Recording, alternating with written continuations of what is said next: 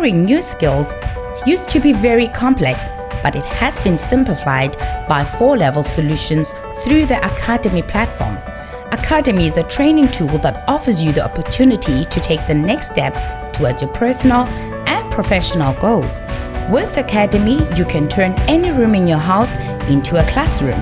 Academy helps you to access the latest training catalog and offerings from IBM, Microsoft, Oracle, Cisco, CompTIA, VMware, and many more. Access to course materials, best practices and labs, career guide, and staying up to date with certifications. Want to know more about Academy or have training requirements? Please send an email to training@4levels.co.za or call 011-848-6229. With Academy, you are definitely owning your present and empowering your future. Tunaleta detail please. Mgini ya tutorial. Hapa ni route numero 4. Route numero 4 kutoka Kasindi Beni, Enderval, Karembo, Kisima, yani pembeni ya Bulongo. Hapa watu walichinjwa. Watu ambao walichinjiwa na watu gani? Candair, vehicule Candair ilikuwa ikamwanga jeshi Kisima. Grupe moja ikaingia wapi? Grupe moja iliingia kupori na ingine grupe ikapita kujia. Ile grupe yenye ilipita kupori ndio yenye iliua watu. Ni wa military. Si grupe wa military. Haikuwa ba enemy, ilikuwa ba military. Na balikuwa navala teni gani? Pasa gani kusudi mbayo vizuri. Ilikuwa pasanwa yenye kila mtu anakatala sisi existe tena msekteri vizuri na nje yenye natuwaka iko soupçonné souvent mu mauaji. Yengine ilikuwa navala pasa rouge na effectivement ndio bebiko mweneo. Ukaangalia mzuri ndio bebiko mweneo. Wasiko natudanganya banavalaka teni moya. Nini na nini? Mais realite itakuwa iko najulikana. Hapo ndio bali wa watu. Wakati balifika ilikuwa 17h30 17 mardi 17h30 wenye waliona wakaona wakasikive, wenye hawakupata ile bahati hawakujua, wakaoa ile magharibi ilifika deja 20h na wamemaliza operation ya kuchinja watu. Asubuhi watu wanalamuka kwenye kila mtu anafichama anaangalia wale waona sasa wakitokea na wakitafuta njia kwa kupitia. Wengine walikala mkaterea Kanyati. Hapo kulikuwa Kiriko. Hii Kiriko watu wakakidevia. Sasa watu walienda kusanyika wakawaona wako wanaenda wamebeba mbuzi na mali za watu na watu wengine. Wakaona wanajistale kwa kilima kalike pale. Njia ya kuendea huko. Sasa walisimama pale wakaanza kula mapapai. Wakachinja mbuzi, wanawasha moto, wanapiga chakula. Sasa trengete. Jeshi ambayo ilitokea sasa inafika kwa watu pale Katere, wakitokea mwingine ya Kisima. Pale Kisima tu Katere, Kanyati, wanakuta watu. Wanawaambia, watu tunasikia wanawaambia ndio watu wamekufa. Sasa tufanye nini? Watu ambao wameua watu ndio wale wako nakula mapapai. Wanawaona kwa macho, hawakuwa mbali. Wanawaona na macho. Wanawaambia muwafuatilie, mara hiyo ndio wale. Akasema mtuoneshe kwenye watu walikufa.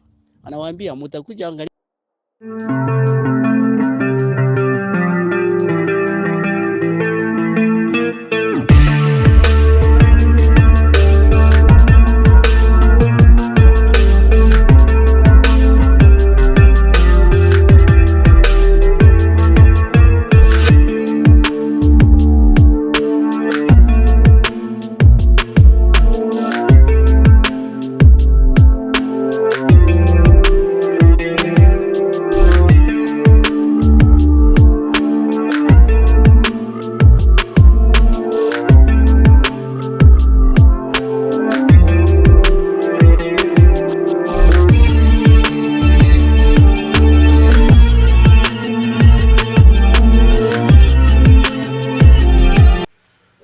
Mesdames, Mesdemoiselles et Messieurs, bonjour et bienvenue sur Contact Pro Live. En tout cas, je suis très heureux de vous retrouver encore nombreux qui me suivent. Beaucoup m'ont appelé, beaucoup m'ont contacté sur WhatsApp, sur Facebook et m'ont laissé beaucoup de messages et beaucoup d'entre vous continuent à me soutenir. Mes chers amis, pour que je puisse continuer cette tranche de ces émissions, j'ai besoin de votre participation ou de vos encouragements. Elles seront comment? En vous abonnant nombreux. Si vous êtes là pour la première fois, vous allez vraiment me suivre et puis abonnez-vous, laissez un commentaire, laissez des suggestions, laissez des critiques de cette émission. Cela nous aide à améliorer la qualité de nos émissions et puis le content même, ce que nous parlons. Nous parlons des sujets brûlants qui vont dans le sens de la Constitution, donc du changement de cette Constitution. On peut retoucher cette Constitution, on peut la reprendre, mais nous voulons assez que le Congolais puisse comprendre l'importance de cette Constitution. Dans cet numéro d'aujourd'hui, nous allons parler un peu de l'Est du pays et les conséquences de cet état de siège. Nous allons parler aussi nous allons proposer le schéma que le peuple à la base, à l'est du pays, avait proposé pour que cet état de siège puisse être efficace. Aujourd'hui, on parle des reconquêtes de certains villages occupés par les forces négatives que vous aviez appelées négatives. Ce sont les Congolais. Nous avions dit que dans notre armée, il y a aussi des infiltrés, donc il y a beaucoup de problèmes. Nous allons essayer un peu d'aller un peu plus vers la solution. Qu'est-ce que nous proposons? Nous ne faisons pas que critiquer ou bien pérorer sur le net sans apporter des solutions, sans proposer des solutions qui, nous pensons qu'il va aller dans le sens de résoudre les problèmes de base de notre pays. Le développement ne s'assurera pas sur les investissements étrangers, sur les gens qui viendront ailleurs, mais le développement se fera avec le fils et les filles de ce pays. Avant d'aller un peu plus loin, comme d'habitude, nous allons prendre les grands titres à la une des journaux qui paraissent sur Internet et puis nous revenons tout de suite après. Voici les grands titres à la une des journaux qui paraissent ce matin sur Internet. Nous commençons par élection.net. État des sièges.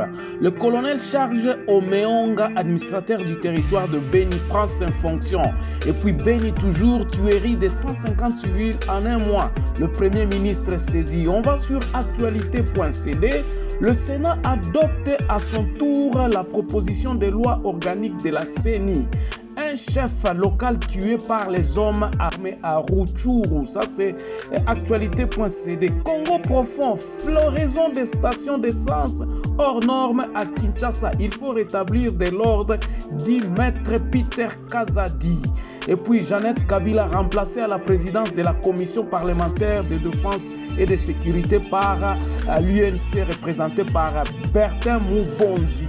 On va sur 7 sur 7. Réforme de la CENI, la proposition de la loi Lutundula n'a pas été dénaturée. Ça, c'est Mbata qui parle. Et puis, Lualaba, paralysie des activités socio-économiques à Kolwezi. On va terminer avec Radio Okapi. Kinshasa, la veuve du général Kaimbe et sa tante en détention à la prison centrale de Makala. Et puis, 70 000 sinistrés ont reçu l'assistance en nom du CICR. Merci, on se revoit demain dans un nouveau numéro. Au revoir. Voilà, l'actualité est prédominée par cette histoire des cartes, les gestions, l'IGF qui fait bien le travail. On est en train de féliciter le IGF qui fait bien son travail. L'actualité, vous avez, comme vous l'aviez suivi, est prédominée aussi par les événements qui se passent, ou le déroulement de l'état de siège. On parle de ce qui se passe au Parlement, de ce qui se passe au Sénat. Il faut enlever les immunités des voleurs. On est en train de dire qu'il y a eu des voleurs qui ont fait à ce que notre pays arrive à ce niveau où nous sommes aujourd'hui. Bandeko, likambo ya makasi oyo il faut totala. Bien sûr, nous savons que le passé doit nous servir pour construire le futur. Mais nous devons nous concentrer sur comment est-ce que nous allons travailler pour que ce changement puisse être effectif. Ce n'est pas en arrêtant les gens que le changement viendra. Nous devons d'abord qu'est-ce qui a fait à ce que nous puissions arriver là? Les gens ont profité beaucoup de ce pays et beaucoup de pays à l'étranger profitent jusqu'à présent de l'état de ce que le pays est actuellement. Comment mboka na biso eza ko se diriger? Ce n'est pas les Congolais qui profitent, mais ce sont les multinationales, les étrangers, les pays étrangers, qui profitent de la situation où ils ont les kanamboka na biso. Mais biso na kati ya ba distraction na biso, tokomi kolandela na batu, eko benga nini eloko o tozo sala. Eloko nini yango biloko tozo sala, eko benda nini? Est-ce que eko benda développement? C'est ça la question que nous devons nous poser. Est-ce que c'est en arrêtant les gens? Est-ce que ceux qui toza ko arrêter batu na tozo continuer kaka na même système wana? Est-ce que yango ne mutu eko sala ke batu bazala na bomoko pour to développer mboka oyo? Mboka oyo ekozala ka développer te na loma ou bien na ko imposer loko. Nous ne sommes plus au temps colonial. La première des choses que nous disons, c'était que nous devons nous mettre ensemble. Batu nyonso, nous avons besoin même de ces voleurs-là. Tolingi mutute akendeka na exil lisusu te. Tolingi ke concentration na biso ezala pona nini tobongisa mboka na biso. Tokobongisa ngo te na kobanda kokanga batu sino ezo créer lisusu ba conflit na kati na biso. Bozomona ndenge makambo ba congolité ezali, tout ça ce sont des cacophonies. Batu na batu baza koloba kaka boye o biso tokosala boye biso tokosala boye. Est-ce que vraiment c'est ça la base au développement oyo koya kozala asi na nani na ba division oyo? Moi je crois que il faut absolument tobanda nanu kotala nanu akobongisa mboka. Ça c'est le point 1. Totala nanu ce qui se passe à l'est du pays bandeko. Bandeko na est du pays boyebi bino moko état de siège azala qui déclaré. Mais biso tolobaki nini? Tobandaki koloba boye ke mopaya akobongisa mboka oyo te. Tolobaki boye tolobi poto bongisa mboka oyo il faut to vanda ensemble. Nous avons proclamé, nous avons dit ba solution immédiate où il faut que ça la pona koyeba monguna azali wapi parce que jusque là on ne sait pas qui est les ADF. L'armée nous présente déjà que non on a qui commande ADF. Sur quelle base? Sur quelle base? Pendant que nous savons que ce sont les mêmes militaires qui sont en train de tuer les Congolais. On n'a pas encore fait ne fût-ce que état de lieu pendant ces 30 jours. Est-ce que Tosi Toyebi ADF Azalaka wapi? Nous avions dit que pour que effectivité à état de siège Zala, il a fallu d'abord que bakangana nous ba frontière, que batuna nous ba vanda nanu na banzite que toki na cacophonie o toki ko silisa pe wana. Il fallait ko kangana nous ba frontière ko quadriller territoire wana nyoso à partir ya Nord Kivu, donc les territoires du Nord Kivu et de Isiro kuna bakangana nous que les gens puissent d'abord être dans les tout résoudre les problèmes ya banani ya ba massacre oyo toko résoudre ngo ndenge nini. Il faut toyeba monguna l'ennemi est partout, il faut to déceler ennemi wana aza na kati na biso. Même à toza ko continuer ba toza ko sala ba activité na bango mais état de siège ango siko kozala ndenge nini. L'état de siège doit se faire sentir batu bavandi. L'état doit prendre les responsabilités à koloba tozo luka monguna. Ezate ke toza ko bengana ye mais tozo luka ye to kanga ye po makambo o esila. Likambo ya ba massacre e kosila kate tanke tozo loba keno to bengani bango ba ke wapi. Toza koloba ke to occuper ba village ba village wana ezalaka occuper quand? Ce sont ces mêmes personnes. Mususo koyoka ba discours assez boza ko boma na bino moko. Mais qu'est-ce que nous faisons? Qu'est-ce que l'État fait pour que ayeba ke Bino bobo mamana lisusu te. Quelles sont vos réclamations? L'État zokanisa kaka ke no soki aye na minduki atie batu baza kobeta minduki batu bakimi nde solution ekozwa makana marque wana te. Et nous continuons à insister que solution ekozwa makana marque wana te. Solution ekozwa matangu batu wana bakomona ke non ba réclamation na bango eza kozala prise en compte. Yango na biso tolobaki ke état de siège oyo eza kokende tout de même na échec, ezokende même les moyens que nous donnons à l'armée, à notre armée. Ba moyens wana tokoyeba ko évaluer yango ke ekoproduire ba effet ndenge nini. Ata topesi batu wana mbongo, nous donnons toujours la force à nos ennemis qui sont en nous. Batu na biso. Nous avions parlé ici de Chirimwami qui devait nous dire pourquoi est-ce que ba élément na ye bazako kokende boma batu. Ça commence où? Alors, Babylon, quoi n'a nyonso tout eza ko tourner tout autour ya instabilité o eza na kati ya mboka na biso. Imagine toi na kati ya état de siège bandeko. État de siège place bazako boma batu. Bino ba militaire, bino ba gouverneur militaire, bokomi ko s'ingérer encore na makambo économie. Ce n'est pas ça.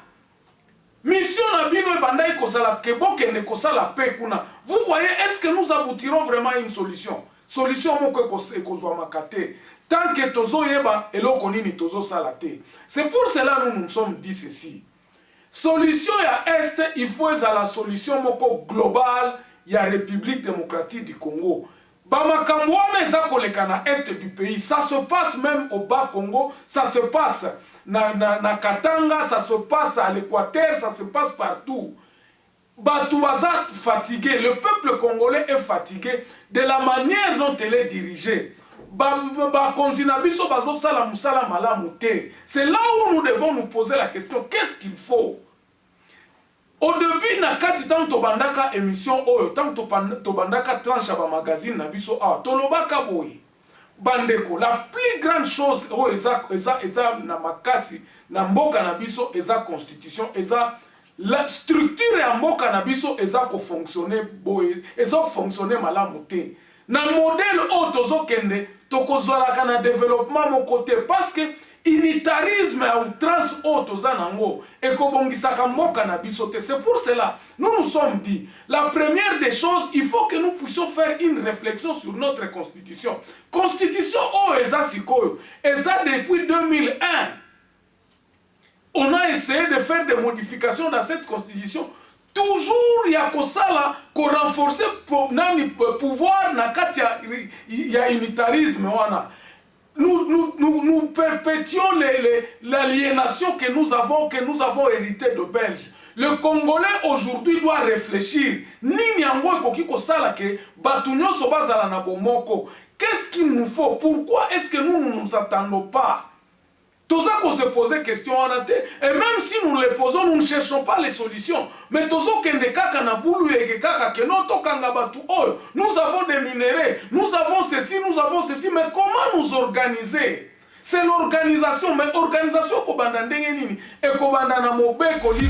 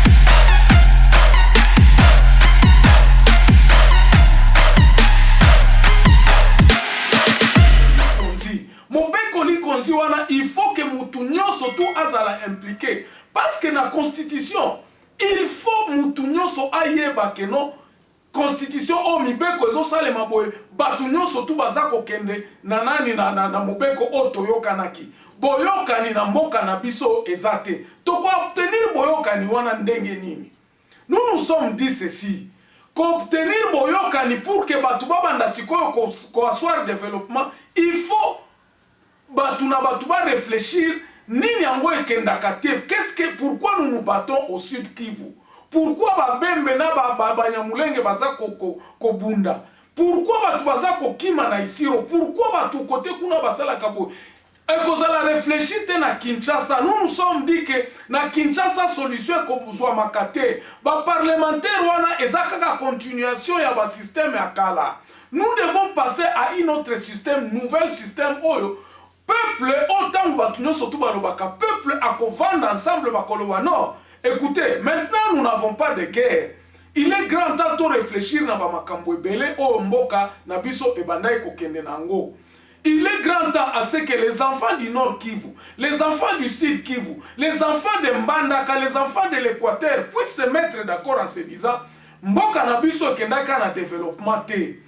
Pourquoi est-ce que nous ne sommes pas développés avec toutes les richesses que nous avons?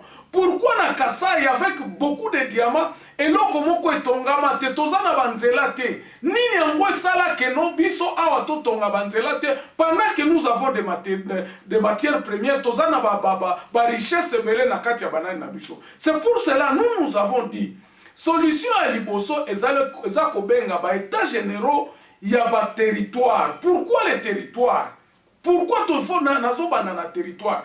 Parce que na territoire batu bayebana bayebi ke awa biso tozalaka boy. Awa banani o bazalaka awa. Banani o bazalaka awa. C'est pour cela que je disais, pour que ces états généraux puissent être effectifs et que le président de la République a son courage à dissoudre le Sénat, dissoudre le Parlement, et permettre ba député wana nyoso bazonga na ba circonscription na bango na ba territoire na bango ba kende ko sala ba état de lieu ba état généraux ya ba territoire na bango ba territoire ba état généraux wana eko découler na nini eko découler na ba sorte ya ba document ya boyoka ni batu na ba territoire na bango ba lakisi ba lobi na territoire na biso tozana boy c'est ça que nous apportons à la République. Biso banba otomoni ke bakoki ko kamba biso batu ya mayele ya sika otomoni ke bakoki ko kamba biso tel na chaque territoire bazala na liberté wana ya kosolola batu basolola babi non mboka oyo eza mboka na biso nyonso. Bon, mboka oyo tozana besoin par exemple ya ba investisseur baya parce que nous-mêmes nous n'avons pas tozana makokite ya ko exploiter ba biloko na biso ba recommandation wana il faut euta na base pour que base ayeba ke mobeko oyo ko salema aza impliqué. Aujourd'hui les enfants d'ici, les enfants qui sont en train de se battre au nord-est du pays baza concerné te na ba biloko oyo za koleka na Kinshasa. Bon, mon déclaration à ma député kuna ça ne peut s'accater et non comme côté. Ba député on a taba lobby na parlement action moko sale maka sur terrain te. Pourquoi? Parce que ezana ba makokite ya koloba ke non parlement o ekoki ko sala ko examiner likambo puis ba agir mbala moko. Total batu wana bayeba administration na kati ya ba territoire. Pourquoi ça ne fonctionne pas? Pourquoi l'État n'a pas le pouvoir na ba territoire? Nena yango na bandai koloba na lobi biloko nyonso il faut ebanda na ba état généraux na ba ya ba territoire. Il faut que chaque territoire bandeko nous n'avons que 145 territoires na biso. Na 145 territoires wana toyibani na kati ya ba territoire wana to koloba mo OK état généraux na biso document na biso oyo par exemple oyo kozala na kati ya constitution voici ce que nous réclamons, voici ce que nous disons et na côté wana ekouta na ba territoire et que na ba province tangu bayokani yangwana nde to ko former siko parlement ya sika. Si nous allons continuer avec le Sénat, OK, bah il faut entériner yango na base. La base ne parle pas. Le Congolais ne parle pas. Même à Tabatumsusu Bazakoloba que non, Germain. bato oyo na ba population bakoki ko réfléchir te, ils n'ont pas. Non, la population est tellement éveillée na tango oyo. Soko kei dans chaque coin de la République, ba intellectuel bazali, o bakoki ko vanda balobi te constitution na biso oyo, biso tolingi awa ezala boy, biso tolingi awa ezala boy, makambo ba nationalité. Et tout ça na ba état généraux wana pour donner maintenant un plus, donc force nango, il faut tout décréter recensement na identification à la population pour que la population finalement tant ba koyeba na keno awa ba tribu boende mutu bazalaka awa biso awa nde tokosala botoyebi ningi makambo tokosala tosali identification na babiloko wana pour que mutu na mutu a se sentir maintenant engagé na kati ya babiloko oyo tokobanda ko découler na ngo. Mais tant que eloko ekosalema te, je vous assure que rien ne se passera au Congo. C'est pour cela que nous demandons au président de la République, ati kananu makambo akokende koluka mbongo libanda, tant que toyokani nanu awate, okoyena mbongo wana finalement eza kosala musala moko te. Bamiyibi baza ebele, système oyo eza kaka na babiloko mususu ebele, oyo eza kosala ke mbongo ate uti libanda ta toyena ba investisseur kaka nde mutu baza ko bénéficier na makambo nyonso o baza ko investir na Congo. C'est pour cela que nous demandons ceci au président de la République. Arrêtez décréter ba état généraux ya ba province, ya ba territoire, et que les gens puissent aller réfléchir dans les territoires. C'est ça la base. Base yangoana. Que le peuple à la base puisse commencer à réfléchir comment il peut se prendre en charge. Ba base ba yokana, tangu base koyokana, tangu congolais na base akokiko banda koyekola, ndenge nini akosala ensemble, akotravailler ensemble. Impulsion na ekokende tina ba province, tina république, tina na gouvernement central. Mais aujourd'hui nous avons tout simplement, nous constatons que eloko moko ezoko kende kaka na sens moko. Balua ezako uta kaka na Kinshasa ezako komati na ba province. Or ba province beaucoup de gens qui sont na banani kuna ne sont pas connus à la base. Nous demandons au président de la République d'avoir le courage d'entamer vraiment ba processus ya changement ya solo. Changement ezate ko bongisa ba balabala ko sala la biso nini tant que tozo koyoka na te. Tant que batu baza ko se retrouver ba ville asika et ko sale la bisonini. Nous devons reconstruire ce pays. Merci beaucoup en tout cas, je vais m'arrêter ici. Si j'ai oyo bozomo na kaka ke eza munene. Nous tournons tout autour de la constitution, mais ndenge nini tokozwa constitution afrika. Il faut faire parler la base. Il faut que tant que toko rédiger constitution que tous les Congolais se retrouvent à Kolobake non. Même nous à Fizi, nous avons contribué à l'élaboration de la constitution au bisonyo sotoko respecté. Voilà, je vous demanderai aussi pour nous encourager de vous abonner nombreux. Si vous êtes là pour la première fois, ne manquez pas de laisser un commentaire ou bien de laisser un message. Abonnez-vous, même un petit like, soko lingaki émission, orokipe kobe ngangai. Mes numéros s'affichent ici. Vous pouvez m'appeler et vous pouvez me suggérer. Nous sommes en tout cas ouverts dans la suggestion Nabino. Mais nous apportons la solution qui est le fondement de la République démocratique du Congo. Nous devons reconstruire ce pays. Merci beaucoup. On va se revoir demain dans un nouveau numéro. Au revoir. Passez une bonne journée.